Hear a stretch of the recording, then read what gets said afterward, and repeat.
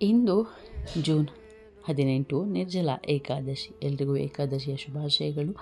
ಇದು ಪವರ್ಫುಲ್ ಏಕಾದಶಿ. ಇವತ್ತಿನ ದಿನ ಉಪವಾಸ ಮಾಡೋದ್ರಿಂದ ತುಂಬ ಪ್ರತಿಫಲಗಳು ಸಿಗುತ್ತೆ. ಉಪವಾಸ ಮಾಡ್ತಾರೆ ಕೂಡ ಯಾವಾಗಲೂ ಏಕಾದಶಿಯನ್ನು ಆಚರಿಸೋರು. ಏಕಾದಶಿ ಅಂದರೆ 11 ಅಂತ, 11 ಸೆನ್ಸ್ ಮೇಲೆ ಕೆಲಸ ಮಾಡುತ್ತೆ. ಇದು 5 ಕರ್ಮೇಂದ್ರಿಯಗಳು, 5 ಜ್ಞಾನೇಂದ್ರಿಯಗಳು ಮತ್ತು 1 ಮನಸ್ಸು.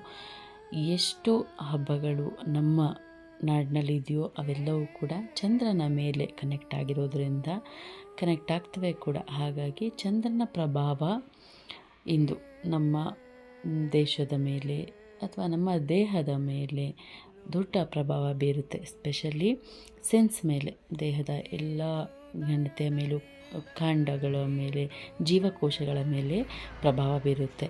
ಹಾಗಾಗಿ ನಾವು ಉಪವಾಸ ಮಾಡೋದ್ರಿಂದ ತುಂಬ ಒಳ್ಳೆಯದು. ಉಪವಾಸ ಮಾಡಿದಾಗ ಎಸ್ಪೆಷಲಿ ಸೈಂಟಿಫಿಕಲಿ ನಮ್ಮ ದೇಹದ ಮೇಲೆ ಕ್ಲೆನ್ಸಿಂಗ್ ಮಾಡುತ್ತೆ. ದೇಹವನ್ನು ಕ್ಲೆನ್ಸ್ ಮಾಡೋದಕ್ಕೆ, ಅಂದರೆ ಪ್ಯೂರಿಫೈ ಮಾಡೋದಕ್ಕೆ ಹೆಲ್ಪ್ ಮಾಡುತ್ತೆ.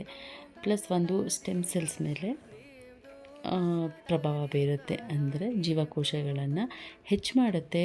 ಜೀವಕೋಶಗಳನ್ನು ಶಕ್ತಿಯುತವಾಗಿ, ಸದೃಢವಾಗಿ ಹೆಚ್ಚೆಚ್ಚು ಆಗೋ ಥರ ಮಾಡುತ್ತೆ. ಹಾಗಾಗಿ ಉಪವಾಸ ಮಾಡೋದು ತುಂಬಾ ಒಳ್ಳೆಯದು ನಮ್ಮ ದೇಹಕ್ಕೂ, ನಮ್ಮ ಜೀವನ ಶೈಲಿಗೂ. ಇನ್ನು ಆಧ್ಯಾತ್ಮದ ಕಡೆಗೆ ಬರೋದಾದರೆ, ನಾವು ಇವತ್ತಿನ ದಿನ ಸಾಧನೆ ಮಾಡೋದ್ರಿಂದ ತುಂಬ ಒಳ್ಳೆಯದಾಗತ್ತೆ. ಉಪವಾಸ ಇದ್ದು ಏಕಾಗ್ರತೆಯಿಂದ ದೃಢ ನಿಶ್ಚಯರಾಗಿ ಉಪವಾಸ ಇದ್ದು ಆ ದೇವರನ್ನು ಪ್ರಾರ್ಥನೆ ಮಾಡೋದು, ಜಪಿಸೋದು ಅಥವಾ ತಪಸ್ಸನ್ನು ಮಾಡೋದ್ರಿಂದ ನಮಗೆ ಒಳ್ಳೆಯದಾಗತ್ತೆ. ನಿಮ್ಮ ದೇಹದ ಗತಿಯನ್ನು ನೋಡಿಕೊಂಡು ನಿಮ್ಮ ಕೆಪಾಸಿಟಿಗೆ ತಕ್ಕಂತೆ, ದೇಹದ ಕೆಪಾಸಿಟಿಗೆ ತಕ್ಕಂತೆ ಉಪವಾಸ ಮಾಡೋದು ಒಳ್ಳೆಯದು. ನಿರ್ಜಲರಾಗಿ ಮಾಡೋದಕ್ಕೆ ಕಷ್ಟ ಆಗುತ್ತೆ ಅಂದರೆ ಫಲಗಳನ್ನು ತಿನ್ಬೋದು. ಫ್ರೂಟ್ಸ್ ತಿಂದು, ಹಾಲು ಕುಡಿದು, ಅನ್ನ ತಿನ್ನದಿರ ಉಪವಾಸವನ್ನು ಮಾಡಬಹುದು. ಉಪವಾಸ ಇದ್ದು ಭಗವಂತನ ನಾಮ ಜಪಿಸಿ ತಪಸ್ಸನ್ನು ಮಾಡುವುದರಿಂದ ನಿಮ್ಮ ಇಷ್ಟಾರ್ಥಗಳು ಸಿದ್ಧಿಯಾಗುತ್ತೆ.